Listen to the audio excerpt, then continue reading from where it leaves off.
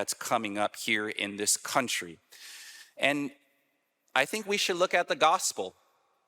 Based on the reading today, we have the sons of Zebedee, the sons of thunder, St. James and St. John, and they come up to Jesus and they ask him a question, a request. Can we sit one at your right and one at your left, basically when we get to heaven? It's a request that got the others a little mad. Hopefully all of us want this to happen in our own lives, where we sit at the right hand or the left hand of Jesus in heaven. So Jesus answers them, you don't know what you're asking, basically.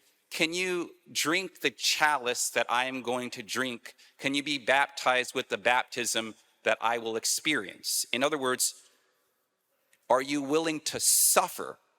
Are you willing to die for me? That is the question that he asked St. James and St. John.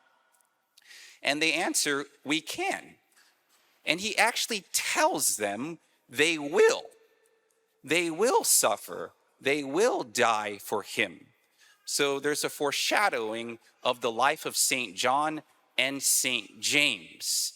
Now we know that St. John is the only apostle that wasn't physically martyred. When we celebrate his feast day, we actually wear white rather than wear red for the blood that was shed.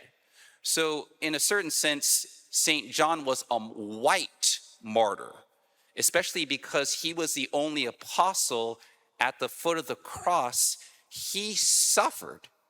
He suffered with the Blessed Virgin Mary, with St. Mary Magdalene, as he witnessed our Lord actually be nailed and hang on the cross for hours. So we do know that St. John did experience suffering, a specific death, a white martyrdom.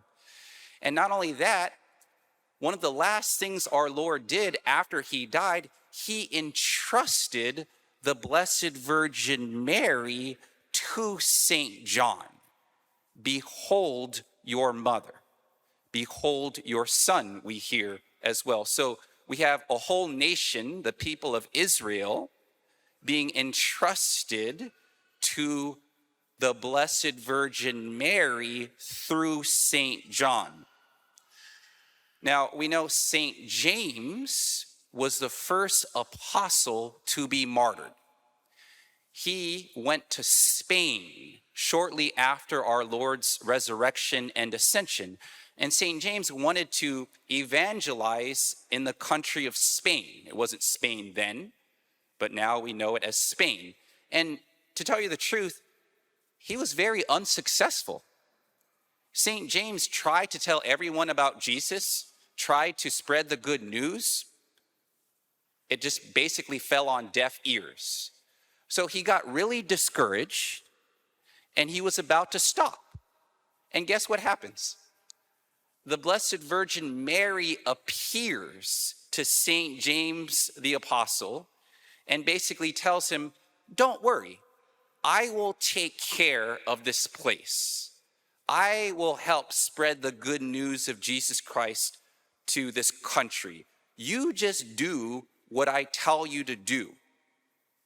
So she asked St. James to build a chapel, like she usually does, a church, and to dedicate this church in her honor.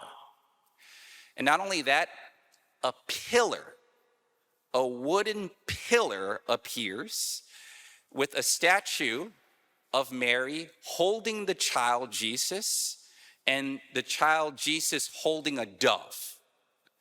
So St. James, this is 40 AD, by the way.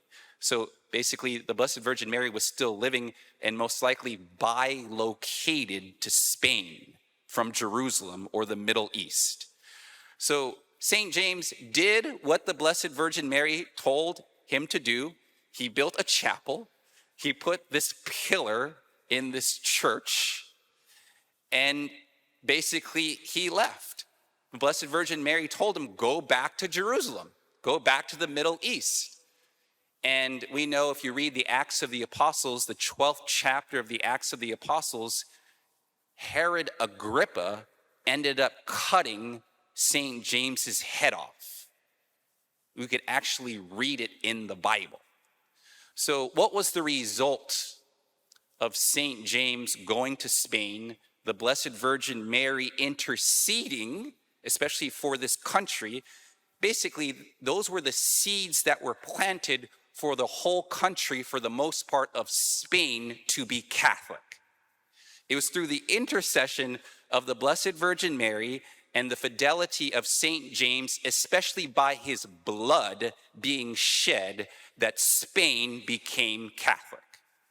There's other factors too why they became Catholic, but basically the blood of martyrs is a seed of Christians. So we see, again, why should we consecrate an election to the Blessed Virgin Mary? She cares about countries. She cares about nations. It's within the history of the church that we should especially ask the Blessed Virgin Mary, especially during an election, to intercede for us. Now, we fast forward about 1,500 years,